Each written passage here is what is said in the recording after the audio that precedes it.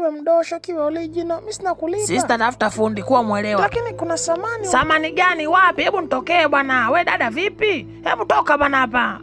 Mbona kunaribia CV we? Yamekuwa hayo jamani. Ngoja niondoke. Na usirudi hapa. We kiatu cha Bukujelo unaleta kwa fundi. Na mtokee hapa. Hiki kiatu kinang'aa sasa hivi. Halo, habari fundi? Aha. Afadhali nimekukuta fundi.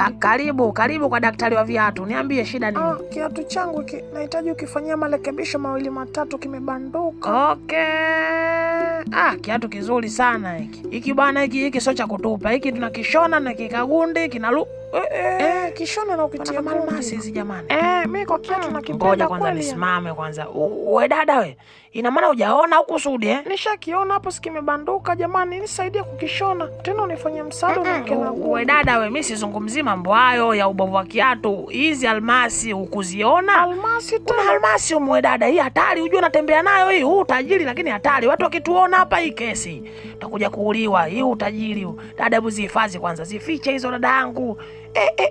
Yaani kwanza dada, mshukuru Mungu kwa kuleta kwangu kuja kushona hiki kiatu chako. Ungepeleka sehemu nyingine ushatapeliwa. Maana yake watu wanatamaa. Okay, naweza nikakuuliza swali? Bila shaka dada, uliza. We niulize. Swali langu ni kama ifuatavyo. Kwa nini umeamua kunirudishia hizo almasi?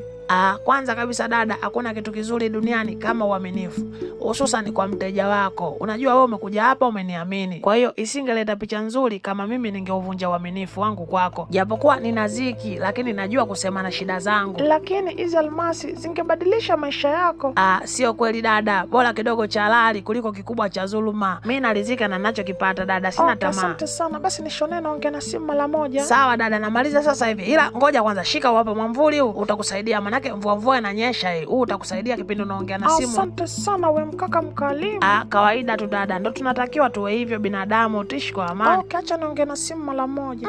Mdada mzuri jamani. Sema nisije nikavunja miko ya kazi bure. Maana yake hakuna kitu kibaya kama kumtongoza mteja. Alafu dada, imekuwaje tena almasi kuweka katika kiatu? Bosi, nina habari nzuri. Niambie. Nimeenda kwa mshona viatu 3, amerudisha zile almasi bosi, huwezi amini. Yaani huyu kijana anaonekana ni mwema sana.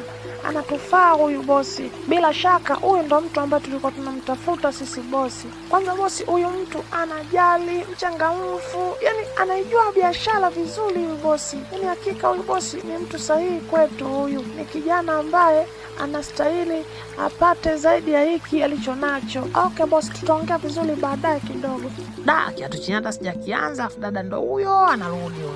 Sijui itakuwaje hapa. Ila sijui kama atakubali kukisubiria. Asante sana kwa mwamvuli wako. Okay dada, asante pia na wewe kwa kunishukuru. Ila hata ukitaka